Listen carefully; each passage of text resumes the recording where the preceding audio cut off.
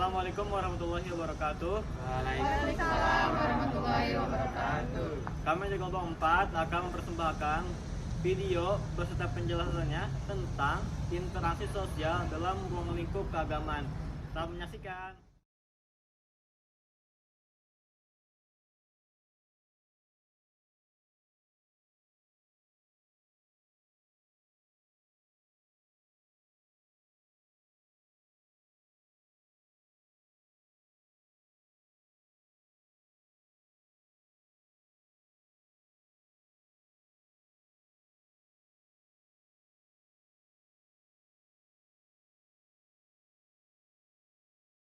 Nama siapa?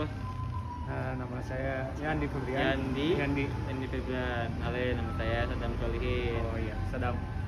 Kita ini teman bro. Kabar gimana bro? Alhamdulillah sehat. Alhamdulillah ya. Sekarang kegiatannya lagi apa nih? Apa aja nih? Kegiatan sekarang paling kuliah ya. Kuliah di mana? Kuliahnya paling Kuliah di mana? kuliah di Juanda, Jurusan apa? Komunikasi Semester 3. Iya. Kamu punya masalah nggak sekarang? Kan kalau kita nih Banyak hidupnya sih kalau banyak. masalah. Kita kalau makan masalah kan nggak banyak ya. Masalahnya apa kira-kira? Lebih ke keluarga sih. Keluarganya kenapa? Keluarga saya kurang harmonis. Kurang harmonis. Kira-kira apa ya faktornya yang biar nggak harmonis itu? Karena finansial kah? Karena memang Iya, konflik? betul, karena finansial. Ya semoga aja sih kedepannya bisa lebih baik lagi ya.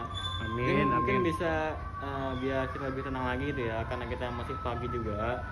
Ini selalu sunat duha aja ya, biar kita bisa lebih tenang lagi. Siap. Ini itu ya. Jadi kita Boleh, bahas satu. Yuk.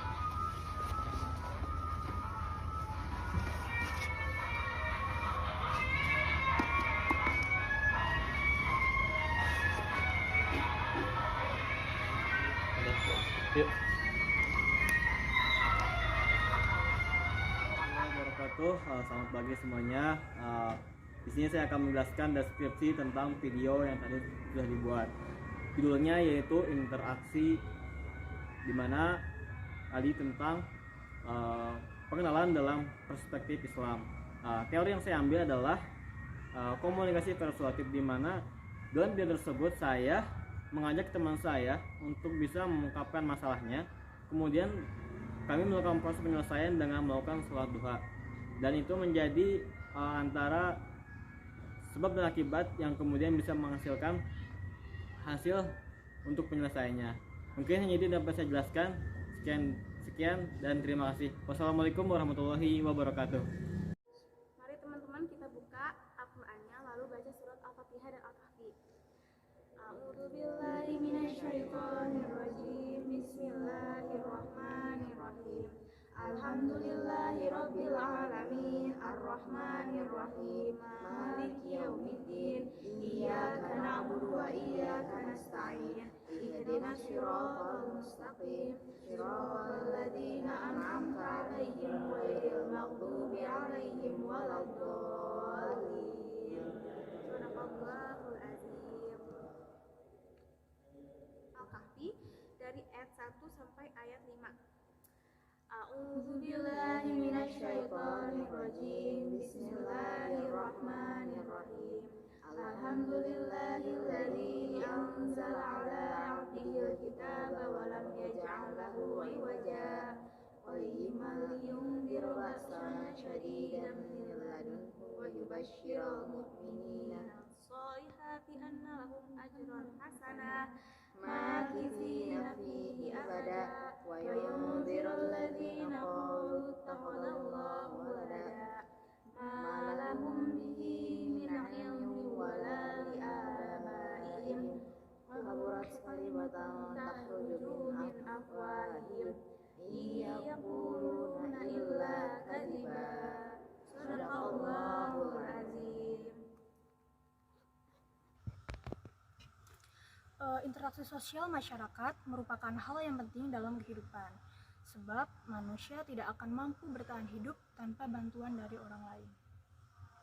Interaksi inilah yang kemudian menjadi salah satu cara untuk dapat menjalin hubungan antara sesama manusia. Dan untuk mendapatkan sebuah hubungan yang baik, maka Al-Qur'anlah yang dijadikan landasan utama.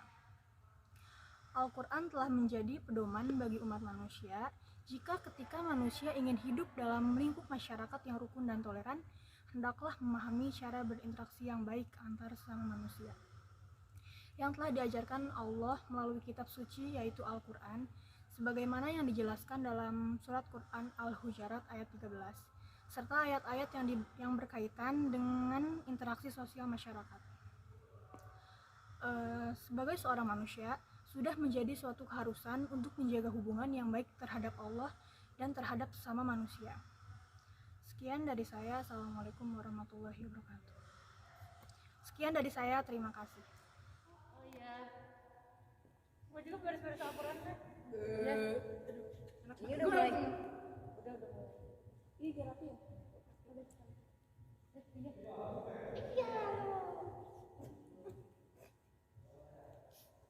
Anda ngajak video aja seorang. Sambil muter gitu langsung berikutnya. Gue sini, gue video itu rapi.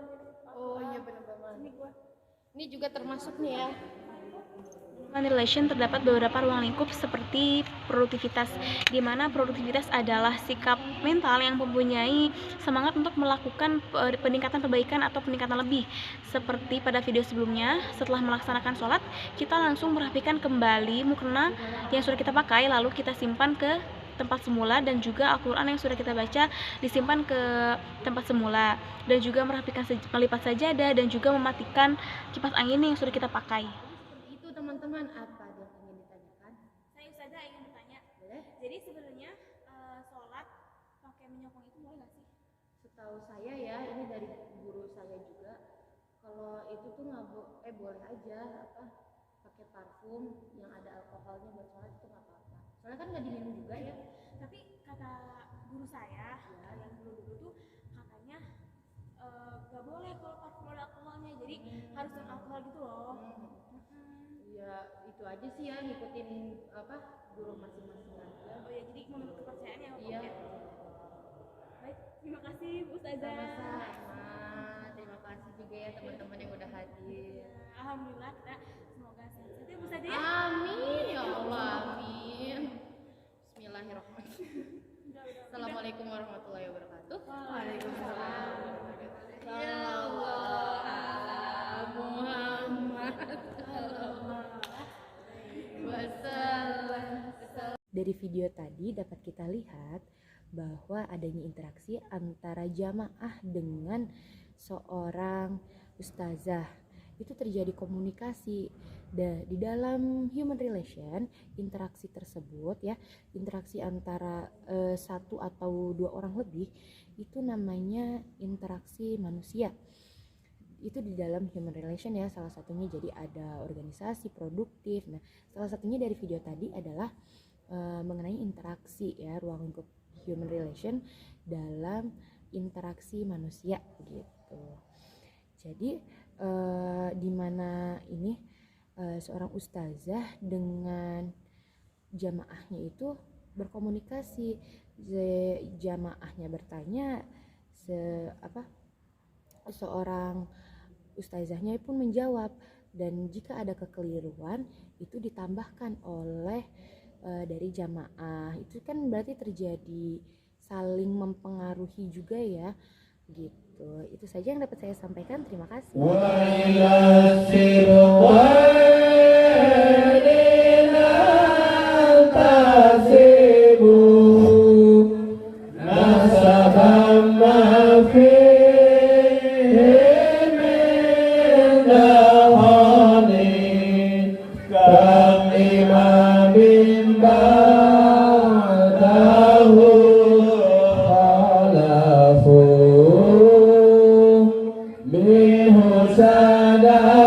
الذين أنعمت عليهم غير المغضوب عليهم ولا الضالين ثم إلى الأنبياء والمرسلين والملائكة المقربين وخلفاء الراشدين أبي بكر وعمر وعثمان وعلي والقربة والتابعين والعلماء العالمين والمصنفين المخلصين جميع الملائكة المقربين خصوصا سيدنا شيخ Hari Raya Besar Islam menjadi salah satu ruang untuk menjalin tali persaudaraan.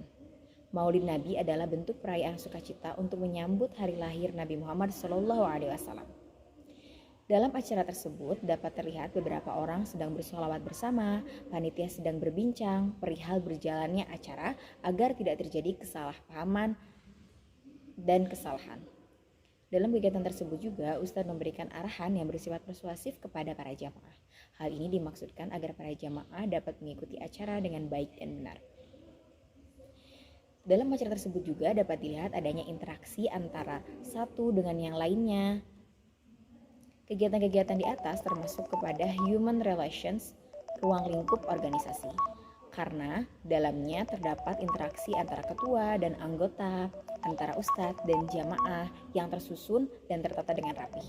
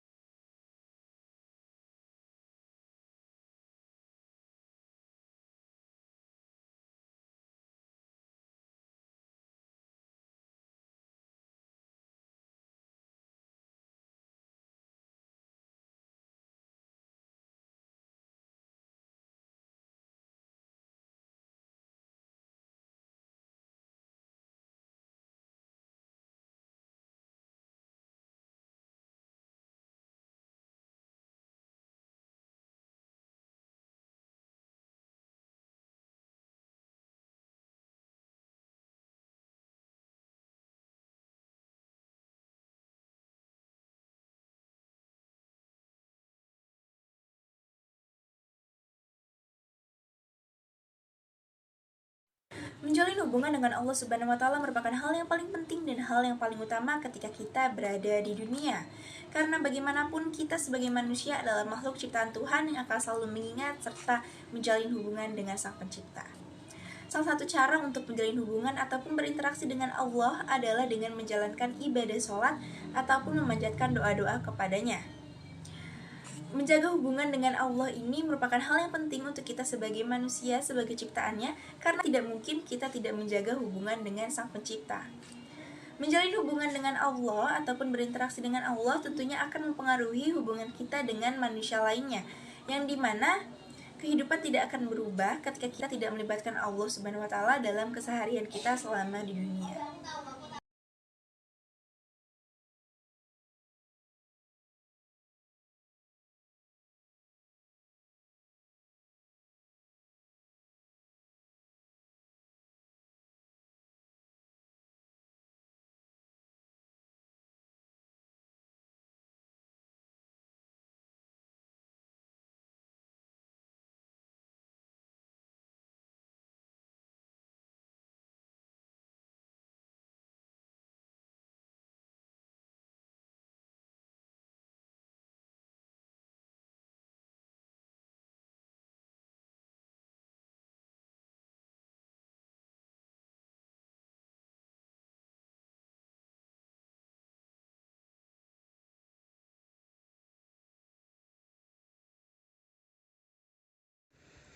Assalamualaikum warahmatullahi wabarakatuh. Di sini saya akan menjelaskan tentang video tersebut.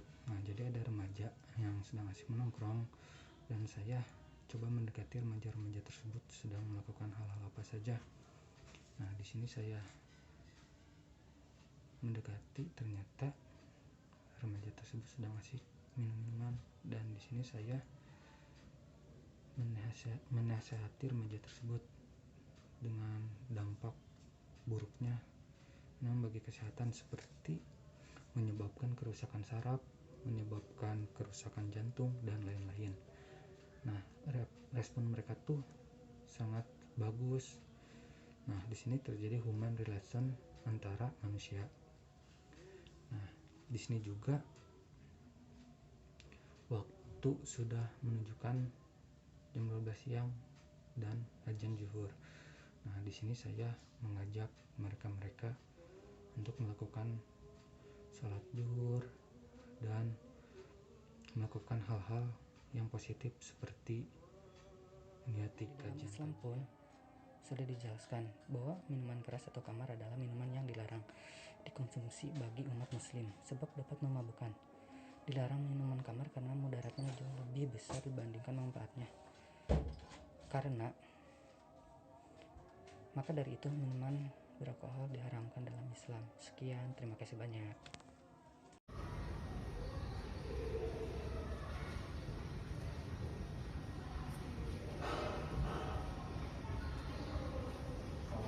Assalamualaikum. Masalahnya B, kenapa? Kayak lemes gitu. banyak masalah gua dari masalah keluarga, masalah di kampus, terus Ya udah kalau gitu coba cerita ke Sadam, mungkin dia punya solusi. Sadam bisa. Ya. Bisa dia. Jadi sekarang lagi gimana? Kebetulan dia ada di dalam. Yuk, Antar gua ya. yuk siap.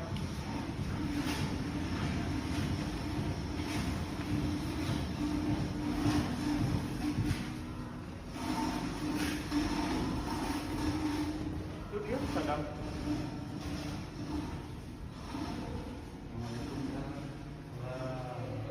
Ya. Mana kabarnya? Alhamdulillah. Tapi gini dah, gua banyak masalah. Salah. Kira-kira masalahnya apa nih? Lagi bikin masalah apa? Sambil duduk ya. Aku boleh di mana? Di sini aja. Tidak boleh di. Stop. Gimana ceritanya masalahnya ceritain, dalam berakhir nanti mungkin bisa saya kasih saran atau masukan. Mangga. Awalnya kayak gini dah, di rumah tuh kan kayak mama tuh kayak ngasih tanggung jawab lebih ke gua, harus ini harus itu, harus sekarang gua kan bingung gua kan ceritanya gimana ya. Masih tambah di kampus, bentar lagi mau UTS, gua masih gini aja gua Oke, jadi yang bakal ada dua ya. Yang pertama adalah iya, tekanan dari orang tua terhadap tuntutan orang tua kepada kita atau kepada orang tua juga, proses daripada pembelajaran kita dalam UTS. Kita mencoba jawab aja ya. Yang pertama itu mungkin tuntutan itu memang wajar ya, wajar dalam orang tua. Maka yang pertama adalah menerimanya. Pertama menerimanya, yang kemudian kita lakuin namanya evaluasi, karena kita tahu setiap hari kita pasti akan melakukan kegiatan. Jadi kalau untuk evaluasi untuk apa? Untuk melihat, mengkaji dan merasakan setiap harinya adakah progres-progres yang bisa lebih kita lakukan kan. Kemudian untuk orang tua kita bagaimana kita tuh lebih ke depannya ya. Nah mungkin ke depannya kita terima dulu aja apa tentang orang tua, kemudian kita realisasikan dengan kita membuat yang namanya pencapaian. Ada 3 hal. Pertama pencapaian harian, kedua pencapaian mingguan, dan bahkan sampai tahunan. Itu kita buat terus kita taruh di kamar. Nah, setelah kita taruh di kamar, terus kemudian kita isi dikit-dikit ya, karena ada yang mengatakan usaha itu nggak besar tapi kecil tapi konsisten. Misal belajar baca buku 1 lembar sehari, baca berita sehari sekali, untuk apa menambahkan kita. Nah untuk yang kedua, untuk yang belajar itu ya, menurut Sadam ya, itu bisa dilakukan memanfaatkan media satu ini. Mungkin kita belajar secara daring ya, itu membutuhkan usaha yang lebih dibanding kita offline gitu kan. Nah mungkin yang kita bisa lakukan adalah menggunakan gadget kita untuk semaksimal mungkin untuk mencari informasi ya, karena sekarang udah era digital, semua materi itu bisa diakses dengan mudah dengan di mesin pencarian yang kita cari aja. Kita ya boleh kita bisa meluangkan waktu sehari itu bisa sejam atau 2 jam untuk bisa belajar hal-hal baru atau mereview pelajaran kita udah belajar sebelumnya. Mungkin itu saran desa dalam ya, mungkin kedepannya dia sebenarnya kalau juga nggak akan bagus kalau kualitas kemampuan kita. Jadinya apa yang tapi hadapi itu sebenarnya Pak itu udah mampu, tinggal tapi ujian aja ke depan. Ini udah bisa dalam, mungkin itu aja yang bisa salam sampai ya ke depannya lebih lagi ya. Dan itu aja. Oke, sama. Oke. Enggak boleh.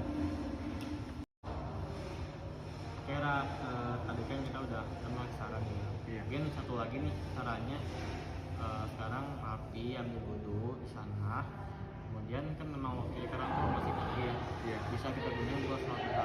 Maka Papi ambil wudhu itu sholat duha, terus sampai itu kalau kesannya dan juga permohonannya kepada Allah agar itu sambil mudah-mudahan. Ini itu aja, maka langsung aja. Terima kasih ya Kang. Stop.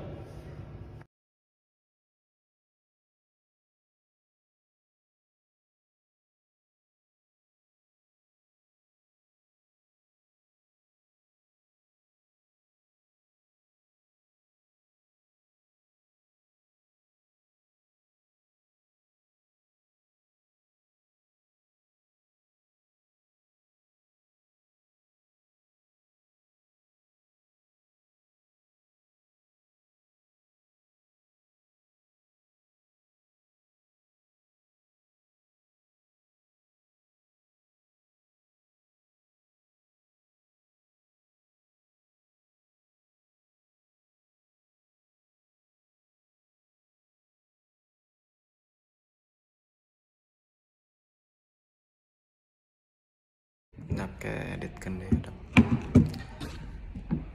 Oke.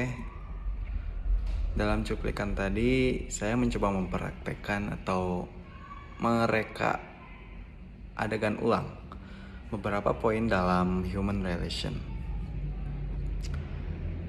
Tentu saja dalam ruang lingkup keagamaan. Di scenes yang pertama terlihat ada seseorang yang mempunyai masalah yang cukup kompleks di situ. Edit. Dimana dia tidak bisa menyelesaikan masalah tersebut dengan sendiri. Dia butuh seseorang yang lebih bisa memahami tentang masalah yang sedang dia alami. Lama kemudian dalam scene tersebut datanglah seorang temannya dan menyarankan kepada dia untuk silaturahmi kepada seorang ustadz atau seorang yang bisa memahami kepada seorang ustadz gitu. Nah, di scene berikutnya bisa dilihat yaitu ada Saddam sebagai ustadz dan saya Raffi sebagai orang yang mempunyai masalah. Saddam memberikan nasihat kepada Raffi, nasihat-nasihat atau di scene berikutnya bisa dilihat Saddam sebagai seorang ustadz memberikan nasihat-nasihat kepada Raffi sebagai orang yang punya masalah. Dalam nasihat-nasihat tersebut terdapat komunikasi persuasif dan terselip beberapa teori human relation seperti sugesti. Sugesti diberikan dari Saddam kepada Raffi, contohnya berupa mencoba untuk menuliskan goal atau tujuan-tujuan yang diinginkan agar salah satu dari masalahnya tersebut mendapatkan titik terang. Tidak lupa di sana Ustadz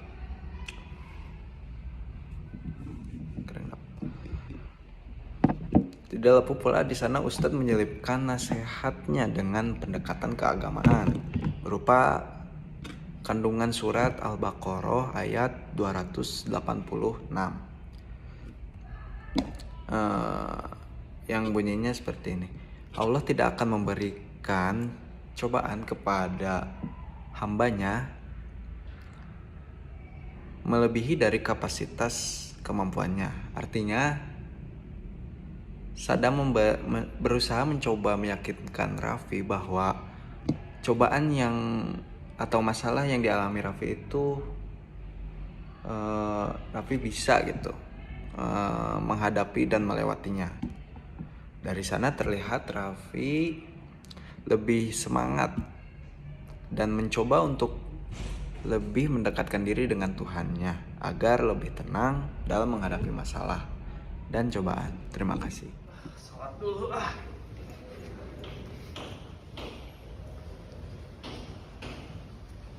Juga mungkin bisa sedekah dirinya untuk bisa memberikan kebutuhan kami.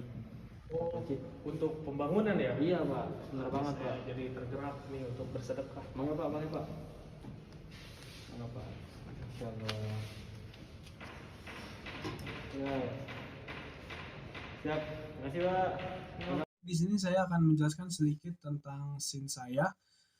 Nah, scene saya itu kurang lebih ringkasannya adalah diperankan oleh saya sendiri, dibantu oleh Sadam, di mana saya pertamanya ingin berjalan untuk sholat dan melihat Sadam menawarkan saya untuk sodako atau menyantuni anak yatim atau anak panti asuhan. Di situ saya merasa iba atau kasihan.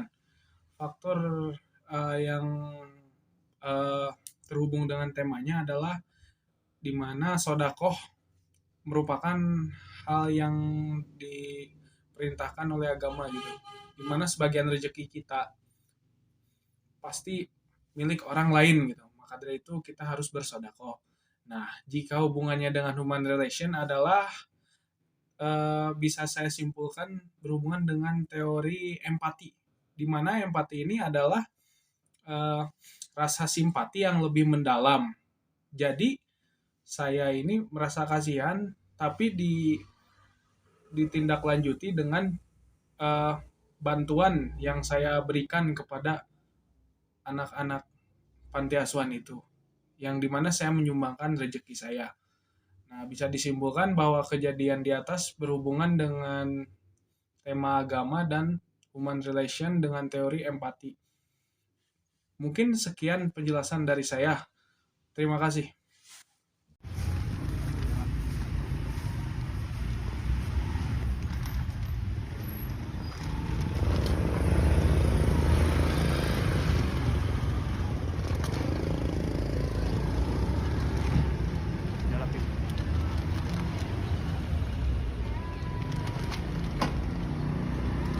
Bawa teh neta hiji deui, hiji deui.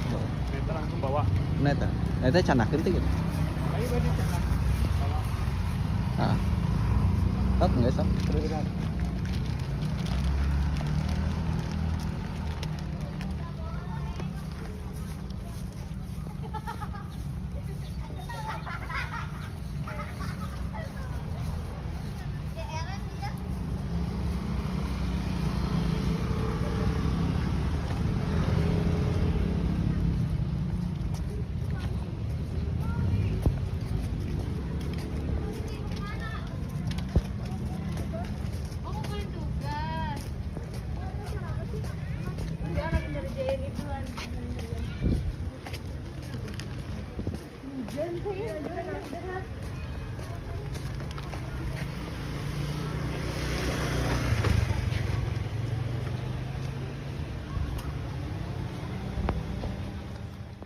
Assalamualaikum warahmatullahi wabarakatuh.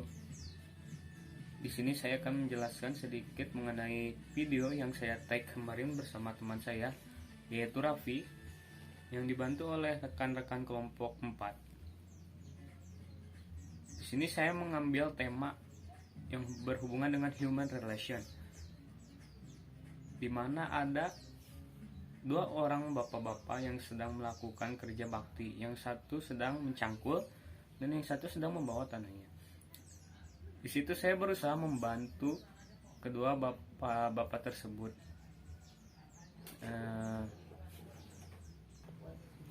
Hubungannya dengan human relation yaitu rasa empati, di mana kita mempunyai rasa ingin membantu sesama.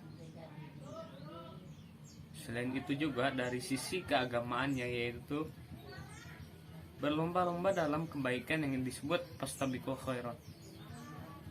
Mungkin itu saja yang bisa saya sampaikan. Kurang lebihnya mohon maaf. Assalamualaikum warahmatullahi wabarakatuh. Demikianlah video beserta penjelasan tentang instruksi dalam mengikuti keagamaan. Apabila ada kesalahan dalam pembuatannya, kami mohon maaf sebesar-besarnya. Sekian dan terima kasih. Wassalamualaikum warahmatullahi wabarakatuh.